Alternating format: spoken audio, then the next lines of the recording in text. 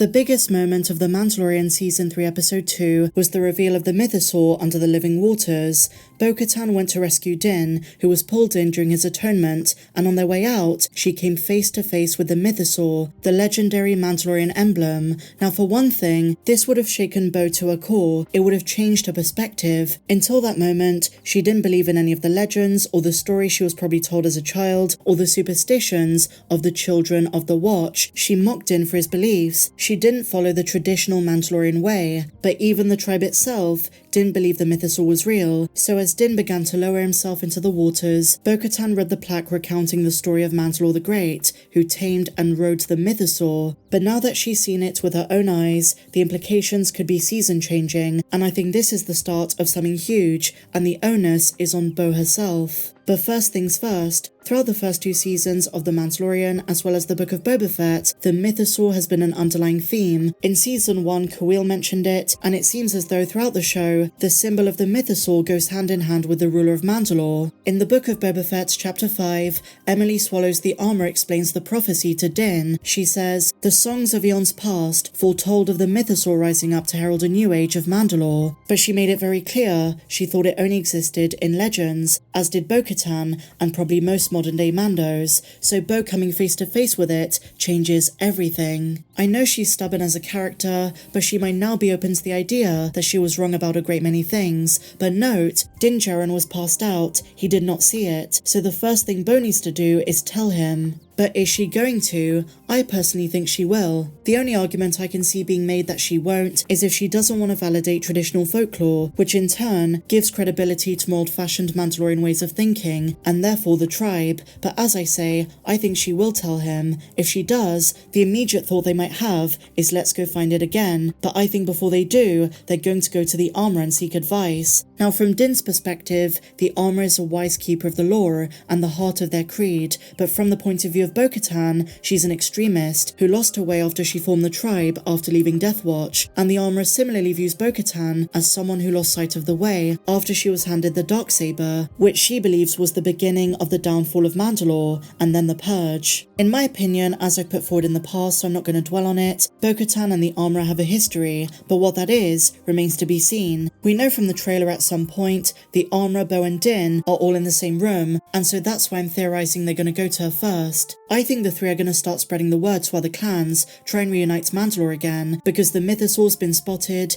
and this represents a new age of Mandalore, but also an opportunity for leadership. And here's where things get interesting. Herein lies the heart of my theory. As a result of the Mythosaur, Din and Bo might either become strong allies or worst enemies, as a result of shared interest, because for Din, this could be a sign that as the wielder of the Darksaber, he should rise to the challenge. He already has a claim to the throne, and so he might rise up and try and tame the beast, maybe even using Grogu, because they're a clan of 2, Clan Mudhorn. Grogu already knows how to tame animals, and so this might be another Rancor situation. And similarly for Bo-Katan, this might cause her to reconsider her perspective and realize she needs to get back into the right mindset and try to rule Mandalore. She's desperate to right the wrongs of her past. Now we need to talk about the Darksaber here and the role it plays. I think the Mythosaur and being able to tame it is a much more important measure of being a rightful ruler than the legendary weapon. Even though Bo-Katan proved her skills with the Darksaber in the last episode, Din is the one who still has it, and assuming she doesn't want to challenge him, the Mythosaur is a new opportunity to prove to her people that she is worthy, for them to come back. And by the way, just a side note, I've seen some people ask if Bo is now the rightful ruler of the Darksaber because she defeated that creature in combat. Well, that's not how it works. It was just self-defense. The droid wanted Din's blood, not to challenge him for the Darksaber, so it doesn't really count. But back to the point. Bo-Katan said on multiple occasions that she didn't believe the living waters had any type of power, it was just superstition. She regarded everything along those lines as mere children's stories, but her reaction in Chapter 18, after coming face to face with the Mythosaur, proves it was the last thing she expected to see, and now there's going to be more of a shift in her. After being so against Din's way of thinking, Bo-Katan might re-find her mojo and change the kind of Mandalorian she is. I don't think she's going to become a tribe member, but she's definitely going to take her roots, her traditions, her heritage more seriously, and this could either become beneficial or detrimental to her relationship with Din. Now for the next part of this video, I need to give you a spoiler warning. We're going to be discussing some of the Making Star Wars leaks. According to reports from last year, Bo-Katan does end up ruling Mandalore by the end of the season, and she's gonna acquire new armor made by the armorer with the design of the Mythosaur. She's gonna look badass. So it sounds as though Bo is the one who's gonna ride the beast, and it said she's gonna be the one to defeat the threat of the Imperial Remnant on the frozen lake. And so it seems that Bo is going for the position of leadership. She wants to be Mandalore. And a follow-up question, is it going to be joint with Mando, or is he simply not interested? There are a lot of questions that need answering along the way, but for Bo-Katan, this really is a new opportunity that she never expected. But this is just the kind of thing she needed. And it must be said, her relationship with Mando is an interesting one. Despite acting cold and standoffish, Bo really cares about him. She saved his ass so many times, and while at times she's kind of sneered and written off his beliefs, I don't think she's going to do so going forward. The Mythosaur was a wake-up call, the realization that Mandalorians need to work together. It was such a massive moment. But what about when the other Mandalorian clans learn of the Mythosaur? Will there be some Mandos who see Din and Bo as a threat? And what if they learn that Din has the Darksaber? Is he going to face more challengers? A great example is Paz Vizsla. He tried challenging Mando for the Darksaber in the Book of Boba Fett.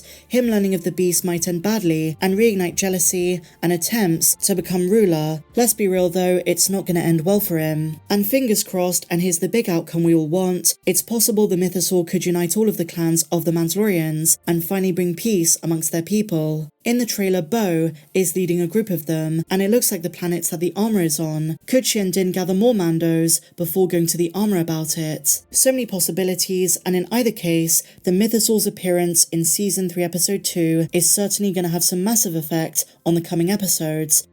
And so finally, my dear friends, a bit of hope for those who want a Book of Boba Fett Season 2. In a new interview with Pedro Pascal on StarWars.com, they make light of the fact that Djarin appeared in the Book of Boba Fett, but they word it the first season of the Book of Boba Fett, which kind of implies there could be more to come. A lot of fans really want a second season. We didn't see Boba on Tatooine. Fingers crossed we do see him later in the season, but if not, on top of other reports in recent weeks, it does sound as though more Boba is in the cards, whether it's in Season 2 of Book of Boba Fett or the 4th season of The Mandalorian, which is going to film later this year.